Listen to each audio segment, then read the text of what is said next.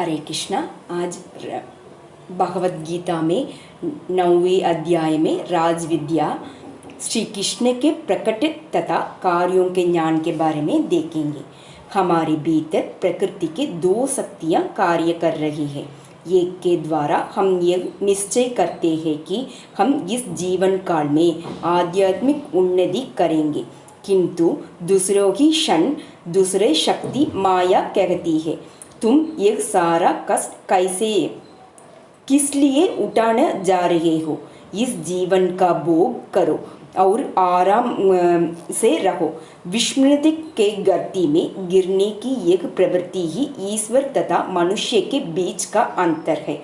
अर्जुन श्री कृष्ण के सखा है, अतः जीवन भी किसी लोक में श्री कृष्ण प्रकट होते हैं तो साथ साथ अर्जुन भी जन्म लेते हैं और उनके साथ प्रकट होते हैं।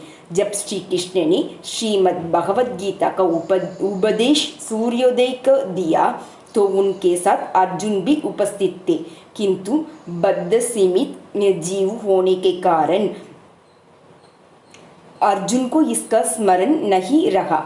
विस्मृति जीवात्मा का यह स्वभाव है, हमें इसका भी सही स्मरण नहीं रह पाता है। कल या एक सप्ताह की पूर्व ठीक इसी समय हम क्या कर रहे थे, यदि हम इतना भी स्मरण नहीं रख सकते हैं तो भला विगत जीवनों में जो कुछ घटित हुआ उसे कैसे याद रख सकते हैं। यहाँ पर हम यह पूछ सकते हैं कि यह कैसे होते हैं। श्री कृष्ण तो स्मरण रख सकते हैं और हमें नहीं रख सकते। इसका उत्तर यह है कि श्री कृष्ण अपना शरीर नहीं बदलते। यद्यपि आज जन्मा हूँ और मेरी दिव्य शरीर कभी नष्ट नहीं होता और यद्यपि सभी चेतना में जीवों के स्वामी हूँ, फिर भी प्रत्येक युग में अपने अद्य दिव्यों के रूप में प्रकट होता हूँ। आत्ममाया शब्दों का अर्थ यह है कि श्री कृष्ण अपने वास्तविक में स्वरूप में अधिरहित होते हैं। वे अपना शरीर नहीं बदलते, किंतु बद्ध जीवन में होने के कारण हम अपना शरीर बदलते रहते हैं, जिसके कारण हम भूलते रहते हैं। श्री कृष्ण न केवल अपने भूत वर्तमान तथा भावी कार्यों की जानने वाले हैं, वरन प्रत्येक जीव के भूतों में वर्तमान तथा भावी कर्मों की जानते हैं। वेदों समत्थितानि वर्तमानानि चाजुरुन् भविष्याणि च भूतानि मातु वेदना कंतचन। हे अर्जुन, पूर्ण पुरुषोत्तम भगवान होने के कारण पूर्व काल के, वर्तमान के तथा भविष्य के समस्त घटनों चक्रों को जानता हूँ। मैं सब जीवों की भी जानता हूँ, किंतु मुझे कोई नहीं जानता। श्रीमद् भगवद गीता में हम पाते हैं परमेश्वर का सर्वज्ञ के रूप में परिभाषित किया गया है, किंतु ऐसे ब्रह्मा तथा शिव जैसे सर्वश्रेष्ठ उन्नत जीवात्मा के विषयों में भी नहीं किया गया है। केवल श्री विष्णु या श्री कृष्ण के प्रत्येक वस्तु जानते हैं। हम यह भी पूछ सकते हैं कि यदि भगवान अपना शरीर नहीं बदलते हैं तो वे अवतार के रूप में क्यों आते हैं।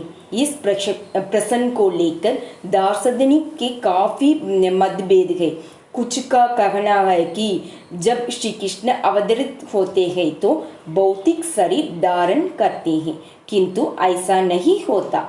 यदि उन्होंने हमारी बांधी भौतिक शरीर में धारण किया हो तो उन्हें स्मरण न रह पाता, क्योंकि विस्मृति तो भौतिक शरीर के कारण है। वास्तविक निष्कर्ष तो यह है कि वे अपना शरीर नहीं बदलते। ईश्वर सर्वशक्तिमान कह जाते हैं। उपर्युक्त श्लोक में उनकी सर्वशक्तिमाता को व्याख्या की गई है। श्री कृष्ण जन्म नहीं लेते और वह शाश्वत, इसी प्रकार जीवात्मा में जन्म नहीं लेता और वह भी शाश्वत के है। जन्म केवल शरीर ही लेता है, जिसके साथ जीवात्मा अपनी पहचान स्थापित कर लेता है। श्रीमद् भगवद गीता में प्रारंभ में द्वितीय अध्याय में श्री कृष्ण व्याख्या करते हैं, जिसे हम जन्म तथा मृत्यु कहते हैं। वह शरीर के कारण है, क्योंकि हमें अपने आध्यात्मिक शरीर के पुनः प्राप्त हो जाते हैं। हम जन्म मृत्यु के कलमशक से बाहर निकल आते हैं, क्योंकि हमें गुणदायत्मक रूप से श्री कृष्ण जैसे हो जाते हैं। कृष्ण भावात्मा मृत्यु की सारी प्रक्रिया यही है। अपने आदि सच्चिदानंद आध्यात्मिक शरीर के पुनः प्राप्ति। वह शरीर शतक चित्तु और आनंदमय है। यह भौतिक शरीर ना तो सतु ना जितु ना ही आनंद, यह तो मर्त्य है, जबकि शरीर में रहने वाले व्यक्ति अमर है। यह आज्ञान से भी भरा हुआ है। आज्ञानी तथा नश्वर होने के कारण कष्ट से युक्त है। हम भौतिक शरीर के कारण घोर ताप या घोर शीत का अनुभव करते हैं, किंतु योगी हमें आध्यात्मिक शरीर पुनः प्राप्त हो जाता है। हमें ऐसे दंड प्रभावित नहीं करते। भौतिक शरीर के भीतर रहते हुए ऐसे भी कुछ योगी है तो जब तथा शीत जैसे द्वंद्वों को प्रभावित नहीं होते। भौतिक शरीर में रहते हुए जब हम आध्यात्मिक उन्नति करने लगते हैं तो हमें आध्यात्मिक शरीर के गुण आने लगते हैं।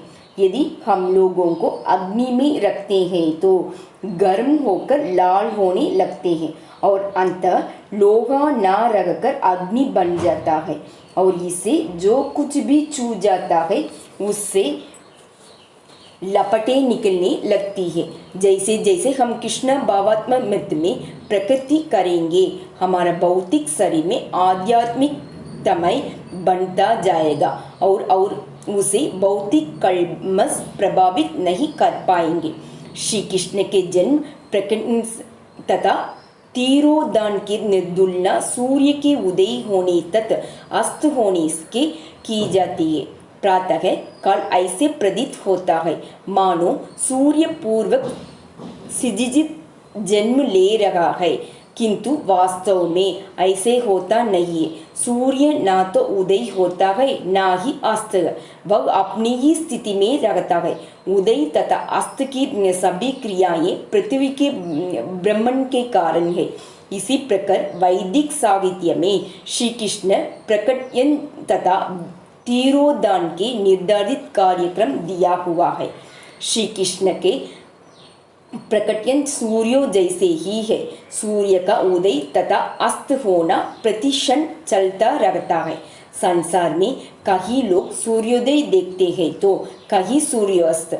ऐसे नहीं है कि किसी एक बिंदु पर श्री कृष्ण का जन्म होता है और दूसरे बिंदु पर उनका तीरोदान होता है।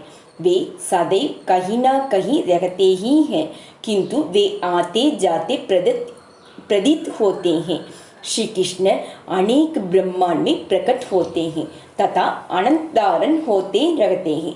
हमें केवल ऐसी एक ब्रह्मांड का अनुभव है, किंतु वैदिक साहित्य से हमें पता चलता है कि ब्रह्मांड का परमेश्वर के आनंद अनिवार्यों को असंभव मात्र है। यद्यपि श्री कृष्ण परमेश्वरी तथा आत्म अजन्मों की एवं अपरिवर्तनशील है, किंतु वे अपने आद्य चिंतमय रूप में प्रकट होते हैं। एक शब्द आता है कि प्रकृति। श्रीमद् भगवद गीता की 7वें अध्याय में कहा गया है कि प्रकृति की अनेक प्रकार है। इसी 3 मौलिक श्रेणियों में विभाजित किया गया है। बहिरंगा प्रकृति, अंतरंगा प्रकृति तथा तष्टय प्रकृति। बहिरंगा के प्रकृति इस भौतिक जगत में प्रकटनीय है। श्रीमद् भगवद गीता के 7वें अध्याय में ही अपारा या भौतिक प्रकृति कहा गया है। जब श्री कृष्ण प्रकट होते हैं तो वे निम्न भौतिक प्रकृति को ही नहीं अपितु उच्चतर प्रकृति के स्वीकार करते हैं। कभी कभी राज्य अध्याय में बंदी गृह में जाकर निरीक्षण करता है और वहाँ बंदियों को भी देखते हैं, किंतु यदि बंदी यह सोचे हैं कि राज्याध्यक्ष के जेल में आया है, अतः वह भी हमारे समान बंदी है, तो वे गलत सोच रहे होंगे, जैसे ही पहले इंगित किया जाता हो चुका है। श्री कृष्ण कहते हैं कि जब वे मनुष्य रूप में अवतरित होते हैं, वे मूर्ख जन उनका उपहास करते हैं। परमेश्वर होने के कारण श्री कृष्ण यहाँ कभी भी प्रकट हो सकते हैं। हमें आपत्ति करके नहीं कह सकते हैं कि उनके आने ही माना ही है, आना ही मना ही है। वे पूर्ण स्मरण स्वतंत्रता के इच्छा अनुसार तब चाहे तब आ सकते हैं और अंत धारण हो सकते हैं। यदि राज्याध्यक्ष बंदी गृह देखने जाता है तो हमें ऐसे नहीं कह सकते हैं, उनके ऐसे करने के लिए बाध्य किया गया होगा। श्री कृष्ण किसी उद्देश्य के साथ आते हैं, वह है पतित बंद जीवों का उद्धारण करने। श्री कृष्ण को हमें नहीं, अपितु श्री कृष्ण हमें प्यार करते हैं। ये प्रत्येक प्राणी को अपना पुत्र मानते हैं।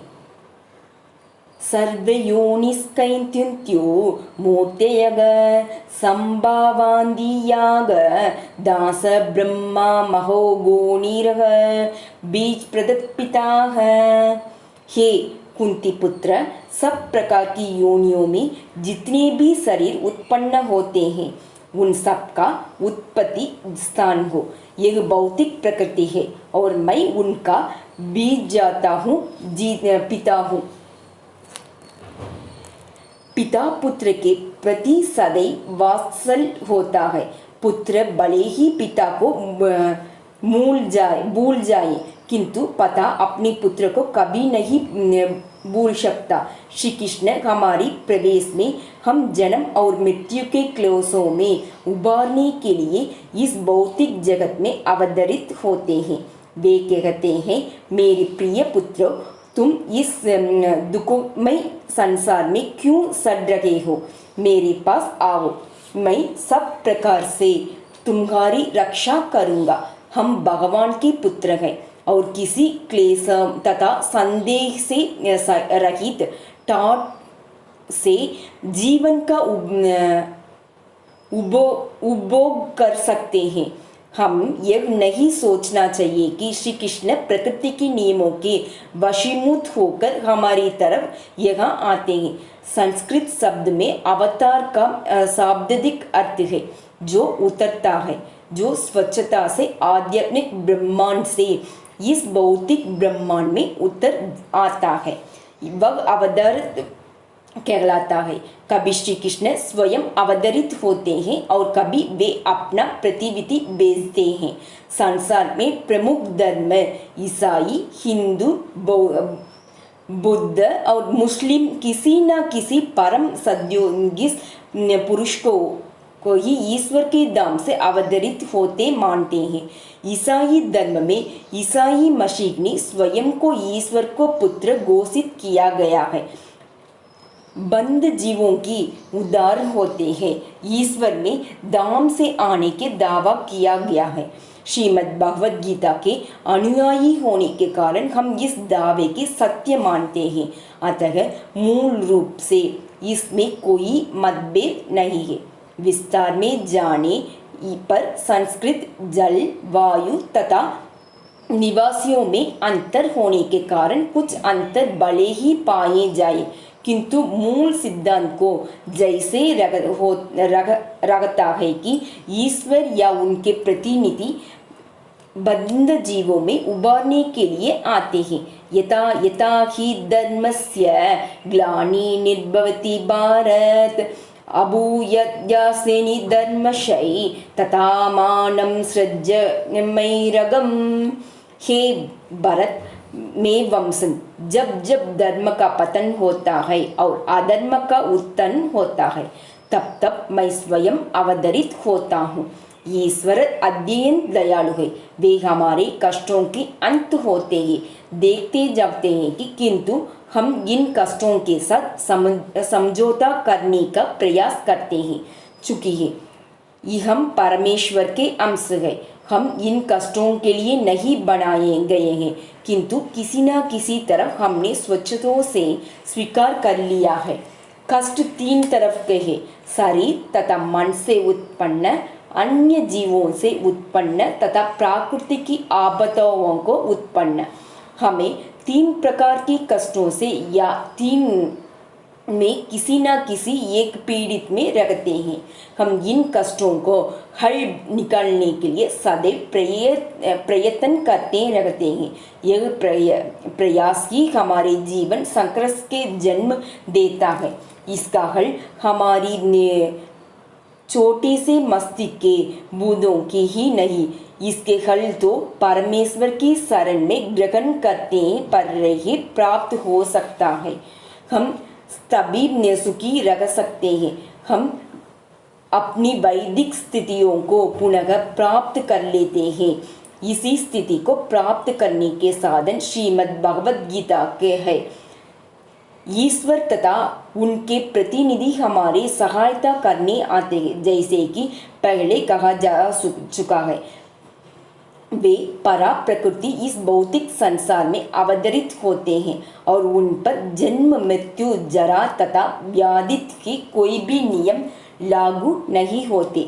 श्री कृष्ण अर्जुन के संसार में वे अपना अवतार लेने के निम्नलिखित कारण बदलाते हैं। परिसान्य साधनों को विनाशय के दुष्ट कार्यतमों, धर्म संस्थापनों को संभावित युगे युगे, भक्तों जनों की उद्धार, दुष्टों की नाश तथा धर्म की पुनः स्थापना करने के लिए युग युग में प्रकट होता हूँ।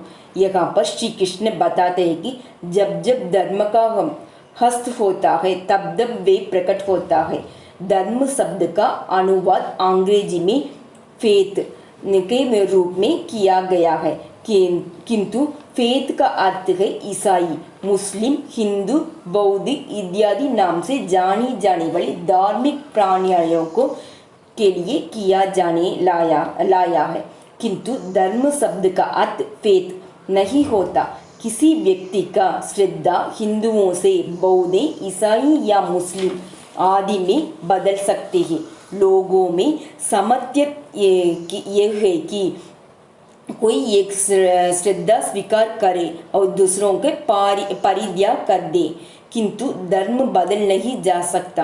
प्रत्येक व्यक्ति का स्वभाव है अपने अपनी परिवार, अपने समाज, राष्ट्र का मानवता सेवा करना। यह सेवा भाव जीवात्मा से कभी विलग नहीं हो सकता और इसे प्रत्येक जीवात्मा की धर्म की सृष्टि होते हैं। बिना सेवा किया किसी की अस्तित्व संभव नहीं। यह संसार इसलिए चल रहा है कि क्योंकि हम सेवा का आदान प्रदान करते रहते हैं। हमें भूल जाना ही चाहिए कि हम ईसाई है अथवा मुस्लिम है या हिंदू। हमें तो यह समझना चाहिए कि हम जीव है जिसकी वैद्याधिक स्थिति में यह है कि वह परम पूर्ण व्यक्ति की सेवा करे। जब इस हम में यह समझ में आता है जाती है, हम मुक्त हो जाते हैं।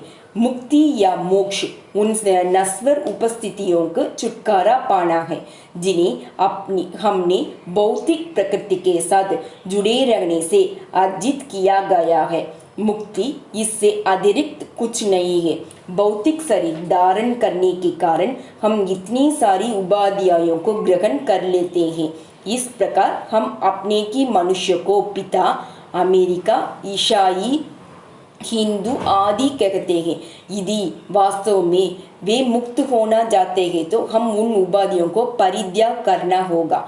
किसी भी दशा में हम स्वामी नहीं है।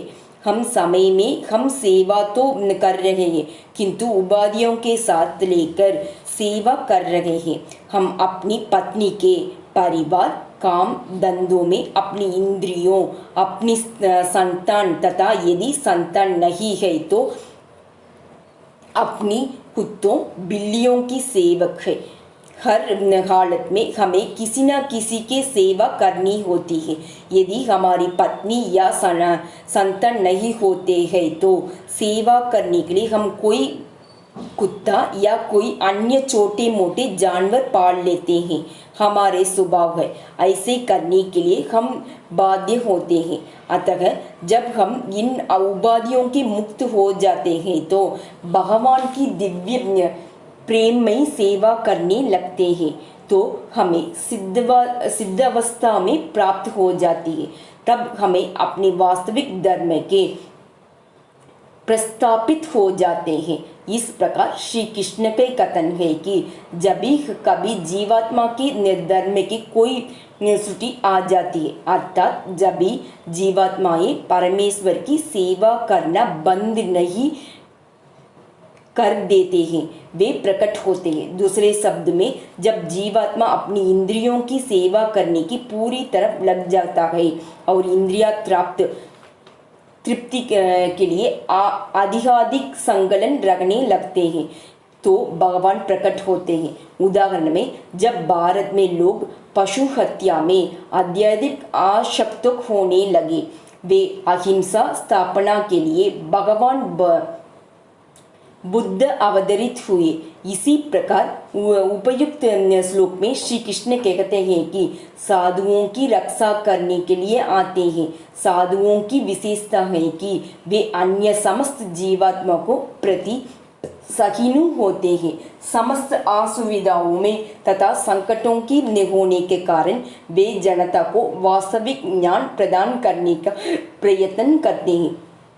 साधु किसी विशेष समाज, समुदाय या देश का मित्र नहीं होता, अपितु वह सभी के मित्र होता है, न केवल मनुष्य का, वर्ण पशुओं तथा निम्न योनि ये जीवों को भी नहीं। संक्षेप के साधु किसी का शत्रु नहीं होता, वह सभी का मित्र होता है। फलस्वरूप ये सदैव शांत रखता है। भगवान के लिए सब कुछ बलिदान करने देने वाले ऐसे व्यक्ति भगवान को अत्यंत प्रिय है। यद्यपि साधुजन अपने अपमान की परवाह नहीं करते, किंतु श्री कृष्ण उनके किसी अपमान को तो सहन नहीं कर पाते। जैसे कि श्रीमद् भगवद गीता में 9वें अध्याय में कहा गया कि श्री कृष्ण सभी के प्रति संभव रखते हैं, फिर भी वे अपने भक्तों पर विशेष कृपालु रखते हैं। ना मुझे किसी से द्वेष है, ना मैं किसी के साथ पक्षपात करता हूँ। मैं सभी के लिए समान हूँ, किंतु जो कोई भक्तिपूर्वक मेरी सेवा करता है तो मेरे मित्र है, मुझ में स्थिति है और मैं उसका मित्र हूँ। यद्यपि श्री कृष्ण सभी के प्रति निष्पक्ष है, किंतु तो श्री कृष्ण भावात्मा मृत के सदा संकलन रखते हैं। तो और जो श्रीमद् भगवद गीता की संदेश के प्रसार करता है, उसे विशेष संरक्षण प्रदान करते हैं। श्री कृष्ण का यह वचन है कि उनके भक्त का कभी नाश नहीं होता।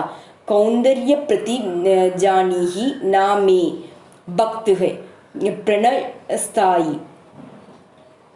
श्री कृष्ण के केवल अपनी भक्तों की रक्षा करना तथा उनके बचाने के लिए ही नहीं आते, वे दुष्टों के निवास करने के लिए भी आते हैं। श्री कृष्ण अर्जुन तथा 5 पांडवों को विश्व के शासक बनाना चाहते थे, क्योंकि अत्यंत पवित्र सैनियों क्षत्रियों में वे उनके भक्तों के साथ ही दुर्योधन का नास्तिक दल का उन्मूलन करना चाहते थे। उनके प्रकट होने के तीसरा कारण, जैसे कि पहले कहा जा चुका है, वास्तव में धर्म की स्थापना करना होता है। इस तरफ श्री कृष्ण अवतरित होने का 3 प्रयोजन होते हैं।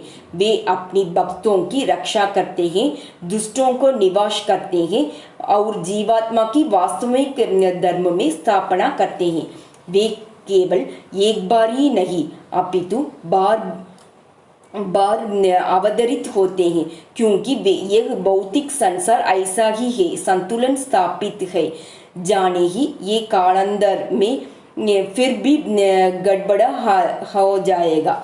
संसार में ऐसा बनाया गया है कि चाहे हम कितनी ही अच्छी व्यवस्था क्यों ना करें, इसमें सैंसन गिरावट आ जाती है और प्रथम विश्व युद्धों में पश्चात शांति पत्र में हस्ताक्षर हुए। थोड़े समय के लिए शांति आई और शीघ्र ही द्वितीय विश्व युद्ध दमका। अब जब वह समाप्त हो गया तो तृतीय विश्व में युद्ध की तैयारियां हो रही है। इस भौतिक संसार में ये सब काल ही करनी है। हम एक सुंदर सा घर बनाते हैं किंतु 50 वर्षों की एक जीनी श्रेणी हो जाते हैं और 100 वर्षों के बाद भी जीनी श्रेणी हो जाते हैं। इस प्रकार जब तक शरीर में तरुण रहता है तब तक लोग इसी परवाह करते हैं, इस पर प्यार की वृद्धि करते रहते हैं, शगलाते हैं। किंतु जब वे वृद्ध हो जाते हैं तो कोई भी इसका परवाह नहीं करता। इस भौतिक संसार में ये स्वभाव है। कितना भी संतुलन क्यों ना बनाया जाए, कालक्रम में वह नष्ट हो ही जाएगा। फलतः समय समय पर संतुलन बनाए रखने के लिए आवश्यकता होती है। युग युग में सभ्यता की संतुलन बनाए रखने के लिए परमेश्वर की या उनके प्रतिनिधि अभिमूर्ति होते रहते हैं। इस प्रकार श्री कृष्ण विभिन्न धर्मों की स्थापना या पुनरुत्थान करने के लिए अनेक बार अवतरित होते हैं। हरे कृष्ण कृष्ण कृष्ण हरे हरे, हरे राम राम राम हरे हरे, हरे कृष्णा। वीडियो को लाइक कीजिए, शेयर कीजिए और सब्सक्राइब कीजिए। Thank you.